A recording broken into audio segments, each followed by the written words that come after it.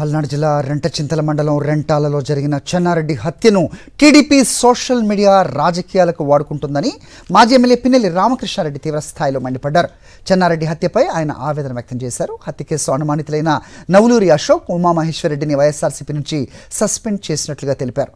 అయినప్పటికీ తన సోదరుడు వెంకట్రామరెడ్డికి హత్యతో సంబంధం ఉందంటూ ఎల్లో మీడియా విష ప్రచారం చేస్తోందని పిన్నెల్లి ఆగ్రహం వ్యక్తం చేశారు.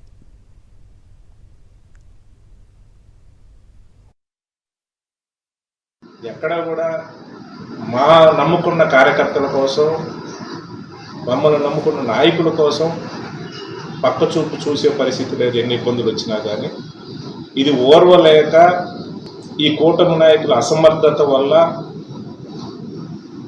మన ఏ రకంగా తెలుగుదేశం జంట హత్యలు జరిగినాయో గుళ్ళపాడు గ్రామంలో సంబంధం లేకుండా మమ్మల్ని రాజకీయంగా అన్ని విధాలా కూడా ఇబ్బంది పెట్టాలని అధికారాన్ని అడ్డం పెట్టుకొని ఏ రకంగా మా మీద రుద్ది జైలుకు పంపించారో ఇది పనిగట్టుకొని కాసుకొని ఒక దుష్ప్రచారం చేస్తూ మా తమ్ముడు పేరు వాళ్ళకు సంబంధించిన ఎల్లో మీడియాలో ప్రచారం చేస్తూ దుర్మార్గమైన నీచమైన రాజకీయం ఈరోజు కూటమి నాయకులు చేస్తూ ఉన్నారు. ఇంతకన్నా నీచ మార్గం ఏమి ఉండదు.